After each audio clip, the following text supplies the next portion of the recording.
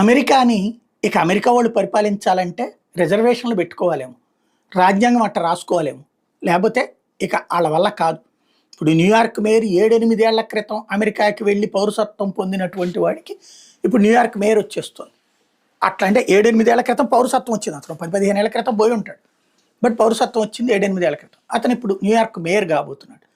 అట్లాగే భారతదేశంలో బంగ్లాదేశ్ నుంచి వచ్చినోళ్ళు లేకపోతే ఇంకోళ్ళు ఇక్కడ మేయర్లు కూడా అయిపోయినాయి. బెంగాల్లో కూడా చూసాం. రాజ్యాంగాల్ని గనక మనం సక్రమంగా నిర్వచించుకోకపోతే లేదా చట్టబద్ధంగా ఒక చర్యలు తీసుకోకపోతే ప్రమాదకరం. ఇప్పుడు అమెరికాలోనంట అమెరికన్ పౌరులకు పుడుతున్నటువంటి పిల్లల సంఖ్య 1.5 ఉందట. అంటే అమెరికా వాళ్ళు పెళ్ళిళ్ళు చేసుకోరు, చేసుకున్న బిడ్డలు కానరు. అదొక విచిత్రమైనటువంటి ఇది లివ్ ఇన్ రిలేషన్షిప్ బ్రతుకులు. ఇదివరకైతే నీ పిల్లలు నా పిల్లలు కలిసి మన పిల్లలతో ఆడుకుంటున్నారు అన్నటువంటి దశ నుంచి నీకు పిల్లలు వద్దు